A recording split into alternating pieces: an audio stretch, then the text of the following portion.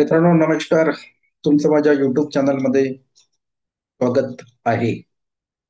आजच्या आपल्या या व्हिडिओमध्ये आपल्याला जाणून घ्यायचं आहे की 15 मार्च 2024 चा जो काही शासन निर्णय आहे, त्या शासन निर्णयाला उच्च न्यायालयामध्ये आव्हान दिल्यानंतर तो शासन निर्णय उच्च न्यायालयाने मान्य केला आणि त्यानंतर आपल्या शालेय शिक्षण व क्रीडा विभागामध्ये फार मोठ्या घडामोडी घडत आहेत.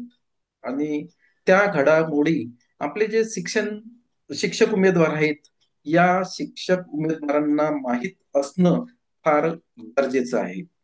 नुकतंच शासनाने आता एक असा म्हणजे त्यांच्या याच्यामधनं एक निर्णय घेतलेला आहे की जवळपास ज्या काही शाळांची विद्यार्थी संख्या कमी आहे, अशा काही शाळा आहेत की ज्यांची विद्यार्थी संख्या 10च्या आतमध्ये आहे, आणि अशा काही शाळा आहेत की ज्यांची विद्यार्थी संख्या 20च्या आतमध्ये आहे. आणि ज्या शाळांची विद्यार्थी संख्या 10च्या आत आहे, अशा शाळांवर कंत्राटी शिक्षकाची नेमणूक करणार आहेत. आणि ज्या शाळांची विद्यार्थी संख्या 20च्या आत आहे, अशा शाळेवर एक शिक्षक फुल टाइम आणि एक कंत्राटी, अशा पद्धतीची नेमणूक आता शासन करणार आहे.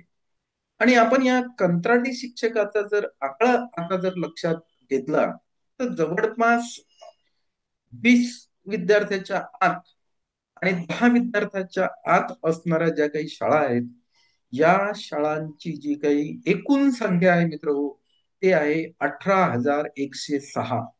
लक्षात घ्या, आकडा फार मोठा आहे.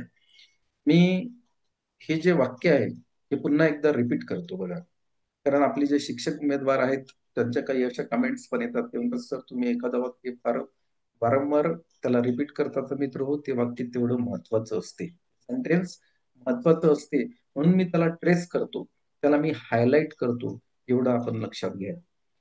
म्हणजे कंत्राटी शिक्षकाची भरती जे काही महाराष्ट्रामध्ये होणार आहे, ती आपल्याला कशाहून लक्षात येणार आहे? ती ज्या शाळांची संख्या 10च्या आत आहे विद्यार्थी संख्या आणि 20च्या आत आहे, अशा शाळांची एकूण संख्या आपल्याला महाराष्ट्रामध्ये लक्षात घ्यावी लागणार आहे. आणि ही जी एकूण संख्या आहे मित्र हो, ती आता शासनाचं जे काही समजा हे आहे परिपत्रक, त्याच्यानुसार असं लक्षात येते की 18,106 शाळा अशा आहेत की त्यामध्ये विद्यार्थी संख्या 20च्या आत आहे आणि काही शाळांमध्ये 10च्या आत. पुन्हा एकदा सांगतो, 10च्या आत ज्या शाळांची विद्यार्थी संख्या आहे तिथं कंत्राटी शिक्षक एक नेमणार आहेत. आणि ज्या शाळांची संख्या म्हणजे विद्यार्थी संख्या 20च्या आत आहे, तिथं एक फुल टाइम शिक्षक राहणार आहे आणि एक कंत्राटी शिक्षक राहणार आहे. अशा पद्धतीचं नियोजन सध्या शासनाच्या विचाराधीन आहे. आणि या पदाची जर आपण एकूण संख्या काढली, तर ती एकूण संख्या म्हणजे आता कंत्राटी शिक्षक ची पदे एकूण किती भरण्यात येतील, तर आकडा जवळजवळ समोर आला 18,000च्या वर. 18,000च्या वर कंत्राटी शिक्षक आता नेमण्यात येणार आहेत. आणि मग आता हे केव्हा नेमण्यात येतील, तर पुनश्च एकदा मी रिपीट करतो की 5 डिसेंबर 2025च्या पूर्वी जे शिक्षक अतिरिक्त झालेले आहेत, त्या अतिरिक्त शिक्षकांचं अगोदर समायोजन करण्यात येणार आहे. ते केव्हा करण्यात येणार आहे लक्षात घ्या, 5 डिसेंबर 2025च्या पूर्वी करण्यात येणार आहे. मग हे अतिरिक्त शिक्षकांचं समायोजन झाल्यानंतर हे शिक्षक जिथं अतिरिक्त झाले, तिथं कंत्राटी शिक्षकाची नियुक्ती करण्यात येणार आहे. मग अतिरिक्त शिक्षक कोणत्या शाळेवरती होणार आहेत, तर 10च्या आत विद्यार्थी संख्या आणि 20च्या आत विद्यार्थी संख्या. अशा शाळांची एकूण संख्या किती आहे, तर 18,106 आहे. म्हणून 18,000च्या वर अतिरिक्त शिक्षक ठरणार आहेत. त्यांचं समायोजन नवीन शिक्षक भरती जिथं होणार आहे तिथं होणार आहे, आणि त्यांच्या जागी आता शासन कंत्राटी शिक्षकांची नियुक्ती करणार आहे. हा सगळ्यात मोठा बदल जे काही मार्च 2024चा संच मान्यतेचा जी आर आहे त्या GR नुसार शिक्षण विभागामध्ये होणार आहे हे आपण लक्षात घ्यायला पाहिजे. म्हणजे आता जे शिक्षकाची भरती होणार आहे ती निश्चितच कंत्राटी शिक्षकांची नवीन भरती होणार आहे. आणि या कंत्राटी शिक्षकांची एकूण पदं किती आहेत तर हे आपण लक्षात घ्यायला पाहिजे की 18,106 एवढ्या नवीन कंत्राटी शिक्षकांची भरती होणार आहे. आणि हे लक्षात घ्या की हा जो जे नियम त्यांनी लावलेला आहे हा खाजगी अनुदान प्राप्त शिक्षण संस्थेला सुद्धा आहे. बऱ्याचशा अशा खाजगी अनुदान प्राप्त शिक्षण संस्था आहेत की त्यामध्ये सुद्धा काही वर्गाची जी विद्यार्थी संख्या आहे ती 10च्या आत आलेली आहे. काही वर्गांची जी विद्यार्थी संख्या आहे ती 20च्या आत आलेली आहे. अशा ठिकाणचे जे काही शिक्षक आहेत खाजगी अनुदान प्राप्त शिक्षण संस्थेमधले ते सुद्धा आता सरप्लस होणार आहेत.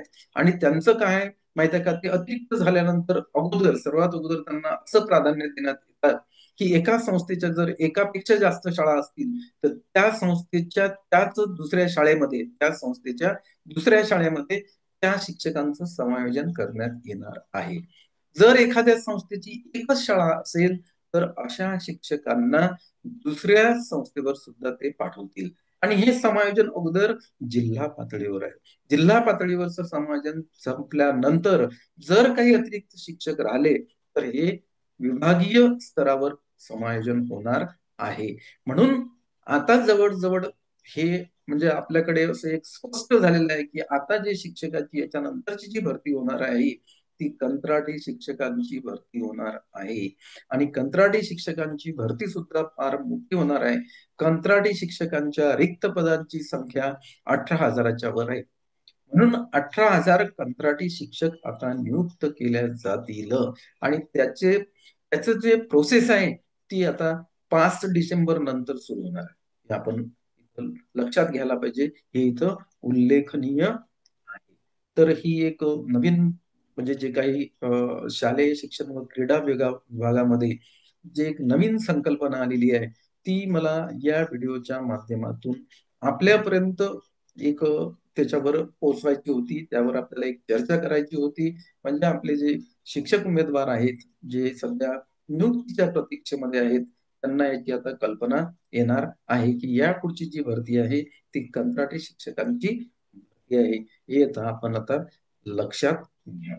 तर मला एक अपेक्षा आहे की हा जो व्हिडिओ आहे हा तुम्हाला आवडला असेल तर याला लाईक करा, याला शेअर करा. तुम्ही माझ्या युट्यूब चॅनलवर जर नवीन असाल तर या चॅनलला आपण सबस्क्राईब करा. म्हणजे अशी जी काही नवीन माहिती आम्हाला शिक्षण विभागातली मिळते ही चर्चा या व्हिडिओच्या माध्यमातून मी आपल्यापर्यंत करतोय. बाकी फार काही याच्यामध्ये विशेष नाही. धन्यवाद मित्रांनो. पुन्हा आपली भेट नंतरच्या व्हिडिओमध्ये होईल.